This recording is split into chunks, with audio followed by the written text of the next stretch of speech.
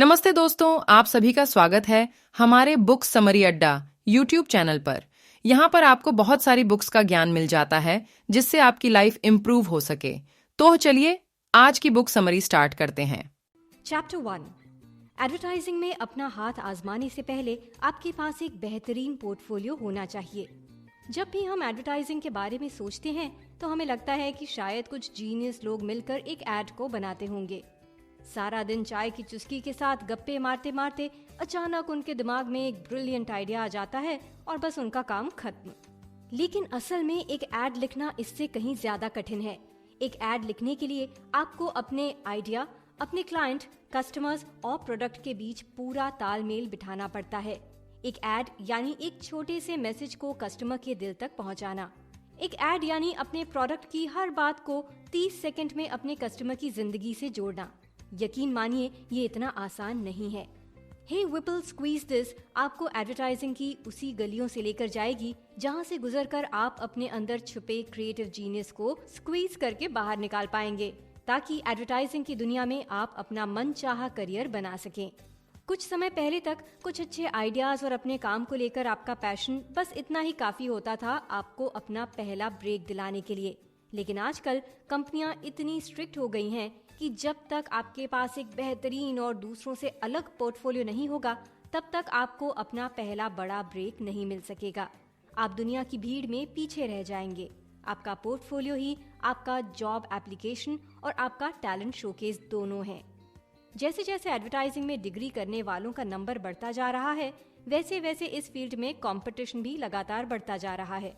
ऐसे में अगर आपके पास भीड़ से कुछ अलग नहीं होगा तो आप कंपनियों की नजर में नहीं आ पाएंगे। लेकिन एक राज की बात यह है कि एक अच्छा पोर्टफोलियो तैयार करने के लिए जरूरी नहीं कि आप बहुत बड़े एड स्कूल से डिग्री करें।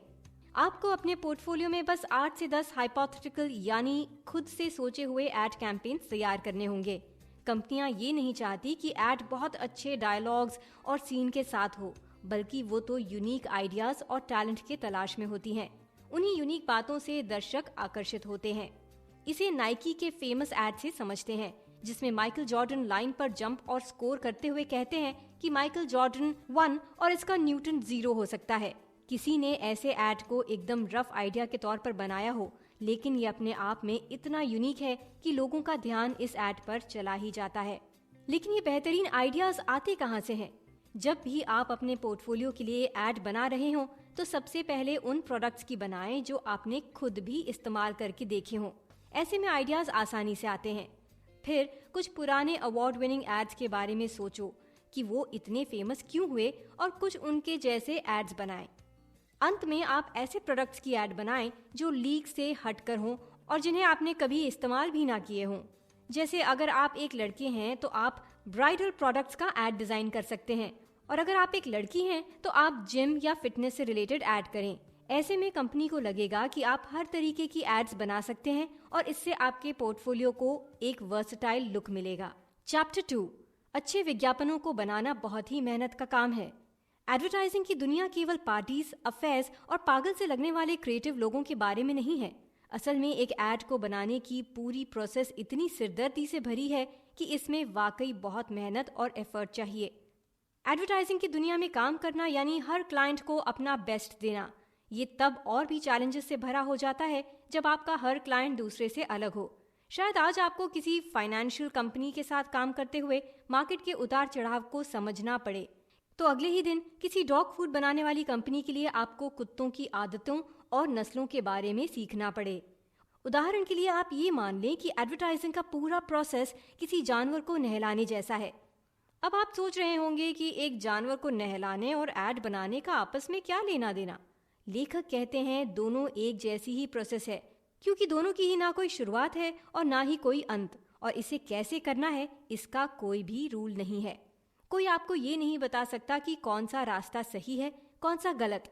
आपको अपने आइडियाज तक पहुंचने का रास्ता खुद ही ढूंढना पड़ेगा। आइए इसे और डिटेल में समझते हैं। सोचिए कि आपके अकाउंट सेक्शन से आपको कॉल आता है कि आपके क्लाइंट को कल 3 बजे दोपहर तक उनका पिग एकदम साफ सुथरा चाहिए। अब आप फटाफट अपना लैपटॉप खोलते हैं और गूगल पर पिग को अच्छे से नहलाने के तरीके ढूंढने लगते हैं, क्योंकि आपने पहले कभी ये काम नहीं किया। इसलिए आपको इतना भी नहीं पता कि पिग को एक जगह पर खड़े कैसे रखा जाए। आप जितनी बार उसे पकड़ते हैं वो भाग जाता है, आप फिर पकड़ते हैं और वो हर बार भाग जाता है। ऐसा करते हुए आपको दोपहर के 2 बज जाते हैं। तब आपको आपका क्लाइंट कॉल करके बताता है कि अगर आप पिग को वैनिला बिस्किट खिलाएंगे तो वो एक जगह पर रुका रहेगा। अब आपको लगता है कि आपका काम हो गया और आप मजे से पिग को नहला धुला कर 3 बजे क्लाइंट के सामने पेश करते हैं, और तभी क्लाइंट आपको कहता है कि आपको पिग नहीं बल्कि गाय को नहलाना था। आपको एहसास होता है कि अब तक आपने जो भी किया है वो किसी काम का नहीं और आपको सब कुछ फिर से शुरू करना होगा। हो सकता है ये सब सुनकर आपको इस प्रोफेशन से डर लगने लगे, लेकिन अब यहाँ तक आ गए हैं तो पीछे मत हटिए। आगे लेखक आपको एड बनाने के बारे में और भी दिलचस्प बातें बताने वाले हैं। अगर आप एक क्रिएटिव फील्ड में हैं तो आप कभी कभी या शायद ज्यादातर अपने आइडियाज को लेकर स्ट्रेस में रहते होंगे, लेकिन स्ट्रेस लेने से बेहतर है शांति और ठंडे दिमाग से रहना, फिर चाहे आप क्रिएटिव ब्लॉक का सामना ही क्यों ना कर रहे हों। लेखक के पास कुछ ऐसी ट्रिक्स हैं जिनसे आप अपनी क्रिएटिविटी के फ्लो को बनाए रख सकते हैं। जैसा कि नाइकी कहते हैं, जस्ट डू इट। उसी तरह जब कुछ ना समझ आए तो ज्यादा सोचना छोड़कर बस काम शुरू कर दें।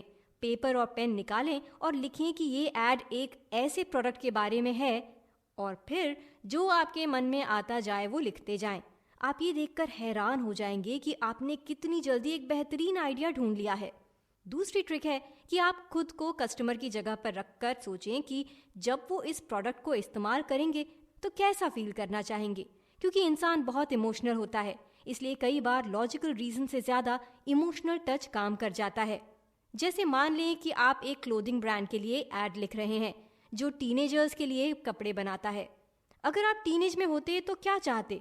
आप भी चाहते कि आपके कपड़े आपको कूल, कंफर्टेबल और सबसे जरूरी कॉन्फिडेंट फील करवाएं। बस इसी थीम के साथ आप अपना एड स्टार्ट कर सकते हैं। एक बार ऑथर को फैमिली लाइफ नाम की एक मैगजीन के साथ काम करने का मौका मिला, जहां उन्हें इस टॉपिक पर काम करना था कि बच्चों को पालना दुनिया का सबसे कठिन काम है। क्योंकि उन्हें बच्चे संभालने का कोई एक्सपीरियंस नहीं था, इसलिए उन्होंने परवरिश से जुड़ी एक किताब उठाई और उसे पढ़ना शुरू किया। उसे पढ़ते पढ़ते उन्हें एक बेहतरीन आइडिया और टैगलाइन मिल गई कि लाइफ बहुत छोटी है और बचपन उससे भी ज्यादा छोटा। आखिरी बात ये कि अगर आप किसी पार्टनर के साथ काम कर रहे हैं तो अपने रिलेशनशिप को प्रोडक्टिव तरीके से इस्तेमाल करें। सबसे पहले आप दोनों उस टॉपिक पर अलग अलग काम करें ताकि आपकी क्रिएटिव फ्रीडम बरकरार रहे। अगर आप ब्लॉक में फंस जाएं तो एक दूसरे के साथ अपने आइडियाज शेयर करने में हिचकिचाएं नहीं, चाहे वो कितने भी बुरे हों। कई बार बुरे आइडियाज से बेहतरीन रिजल्ट्स निकल कर आते हैं। आप दोनों मिलकर एक अधूरे आइडिया को एक बेहतरीन एड का रूप दे सकते हैं। अब जब हमने ये जान लिया है कि एड को क्रिएट करने के आइडिया तक कैसे पहुंचना है, तो आइए अब ये जान लेते हैं कि एक बेहतरीन एड बनती किन चीजों से है। चैप्टर 3, अपने एड को ईमानदारी और सादगी के साथ बनाएं। क्या आपने हाल में कोई शानदार एड टीवी पर देखा है जो आपके दिल को छू गया हो? जो एड्स हमें पसंद आती हैं वो असल में हमारी लाइफ से जुड़ी एक बहुत ही अनोखी कहानी को अद्भुत ढंग से पेश करती हैं।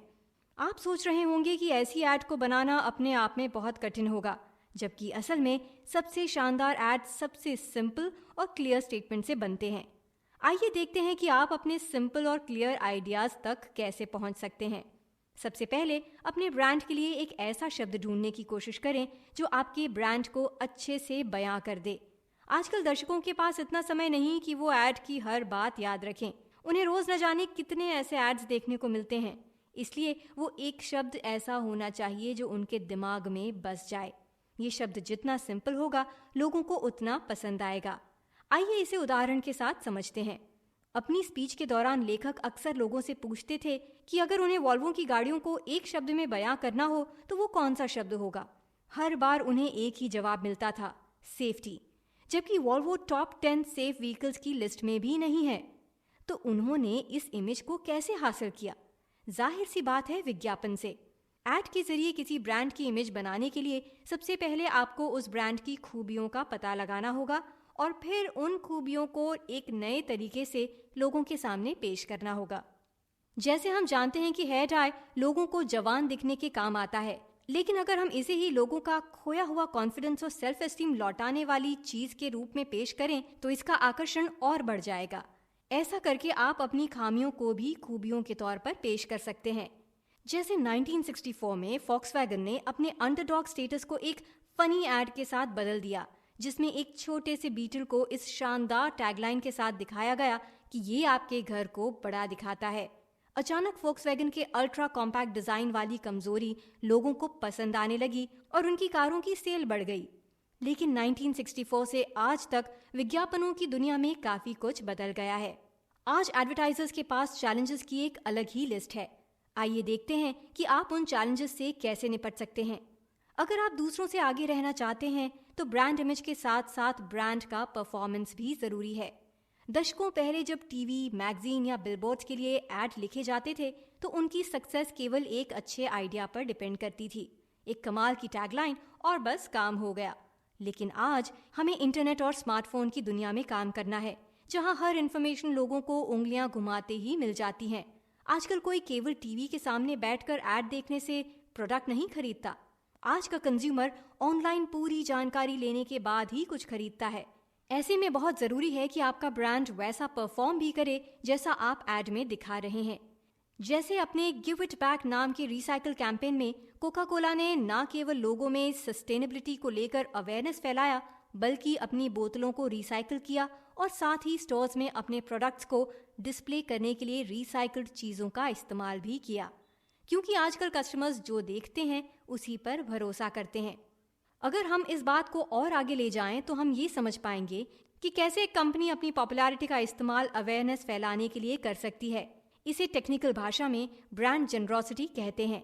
इसका मतलब है कि आपका प्रोडक्ट केवल लोगों को सुविधा पहुंचाने के लिए नहीं बना, बल्कि उनकी लाइफ में खूबसूरती और खुशियां लाने के लिए बना है। इसका सबसे अच्छा उदाहरण है फार कंपनी द्वारा चलाया गया नोकिया नेविगेशन सिस्टम का अवेयरनेस प्रोग्राम। उन्होंने पूरे लंदन में बड़े बड़े एरोस को दर्शाती स्क्रीन्स लगा दी। जो भी स्क्रीन पर किसी जगह का नाम टाइप करता तो वो एरो उसे उस जगह की डायरेक्शन और उसकी दूरी बता देता। इससे लोगों को सुविधा भी मिल गई और कस्टमर्स को कंपनी के नए नेविगेशन सिस्टम की इम्पोर्टेंस भी समझ आ गई। तो ये थी कुछ ऐसी बातें जो आज की डेट में कस्टमर्स का सपोर्ट पाने के लिए जरूरी हैं। आइए इसे जरा और गहराई से समझते हैं। चैप्टर 4। एक सक्सेसफुल टीवी एड पहले हमें सरप्राइज करता है, फिर हमें सोचने पर मजबूर करता है। ज्यादातर लोग एड ब्रेक के दौरान अपने किसी काम में लग जाते हैं, तो आखिर एड लोगों का ध्यान अपनी तरफ कैसे आकर्षित करे? उसके लिए आपको अपनी कहानी को एक पावरफुल विजुअल के रूप में दिखाना होगा। जैसे एक रोड सेफ्टी कैंपेन के एड को ले लीजिए, जो कुछ ही समय में दर्शकों के बीच वायरल हो गया था। एड शुरू होता है स्लो मोशन के साथ। अपने लिविंग रूम में बैठा एक आदमी कार चलाने की एक्टिंग कर रहा होता है। अचानक उसके चेहरे पर डर और घबराहट दिखने लगती है। तभी उसकी बेटी और बीवी उसको आकर ऐसे पकड़ लेते हैं जैसे उसने सीट बेल्ट लगाई हो। तभी एक जोरदार धमाके की आवाज आती है और इस टैगलाइन के साथ एड खत्म होता है कि लाइफ को गले लगाना है तो अपनी सीट बेल्ट जरूर पहने। ये एड बहुत ही पावरफुल तरीके से पेश किया गया था, जिसने लोगों को सीट बेल्ट के बारे में सोचने पर मजबूर कर दिया। इसी तरह हर एड के पहले 2 सेकंड और आखिरी के 5 सेकंड सबसे जरूरी होते हैं। इसी दौरान आपको अपना मैक्सिमम इंप्रेशन देना पड़ता है। पहले कुछ सेकंड्स में आपको लोगों को कुछ अद्भुत और अनोखा दिखाना होगा, जिससे उनकी आगे के बारे में जानने की क्यूरियोसिटी बढ़े।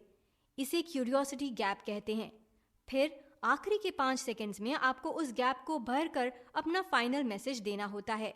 जैसे रोड सेफ्टी वाले एड में एक अधेड़ उम्र का आदमी कार चलाने की एक्टिंग कर रहा था, जिसे देखकर मन में आता है आखिर ये कर क्या रहा है। वहीं आखिरी के 5 सेकंड में वही अजीब सी इमेज एक स्ट्रॉन्ग मैसेज में बदल जाती है। आपके एड में नएपन के साथ साथ सोचने पर मजबूर करने वाला मैसेज भी होना चाहिए। अगर आप केवल मैसेज पेश करेंगे तो लोगों को उसे देखने में इंटरेस्ट नहीं आएगा, और अगर आपके एड में केवल सरप्राइज एलिमेंट हुआ तो एक बार एड देखने के बाद उसका वो फील खत्म हो जाएगा। अगर आप चाहते हैं कि आपके एड्स को लोग बार बार देखें तो आपको दोनों का बैलेंस बनाना होगा। रेडियो कमर्शियल के लिए अपने एड को नेचुरल रखें। रेडियो एड में आपके पास बस कुछ लाइनें सुनाने के अलावा और कोई हथियार नहीं होता। आपको उन चंद लाइनों में ही दर्शकों तक अपनी पूरी बात पहुंचानी होती है। यहीं से शुरू होता है क्रिएटिविटी का नया चैलेंज। रेडियो एड में आप आवाजों के जरिए लोगों के दिमाग में सीन क्रिएट कर सकते हैं। जैसे अगर आपको एक रेस्टोरेंट का सीन बनाना है तो आपको कुछ लोगों के बात करने की आवाज़, बर्तनों के टकराने की आवाज़ और तड़के की आवाज़ को मिक्स करना होगा, जिससे खुद ब खुद लोग रेस्टोरेंट को इमेजिन करने लगेंगे। जब आप इन आवाज़ों के जरिए लोगों का अटेंशन हासिल कर लेंगे, फिर आपको इस समय का इस्तेमाल करके अपना मैसेज उन तक पहुंचाना है। यहाँ सबसे ध्यान रखने वाली बात यह है कि रेडियो ऐड में आपका मैसेज जितना नेचुरल और सीधा होगा वो उतना चलेगा। इसलिए अपने मैसेज को सीधे और सटीक ढंग से पेश करना बहुत ज़रूरी है। जैसे मान लें एक बैंक की ऐड में एक बूढ़ा आदमी बैंक लोन से अपना घर खरीदने की खुशी जाहिर कर रहा है। ऐसे में ये आदमी जितने सिंपल तरीके से अपना मैसेज देगा, लोग उस ऐड पर और बैंक पर उतना ही भरोसा करेंगे। अगर आपको दो लोगों के बीच बातचीत करते हुए ऐड बनाना है तो उसमें नेचुरल पॉज, फीलिंग्स और साइलेंस का भी ध्यान रखना होगा, वरना वो फेक लगेगा। जैसे अगर कोई कहे कि वाह पापा, ये ड्रिंक कितनी टेस्टी है और अब तो इसमें कैलोरीज भी लगभग आधी हैं।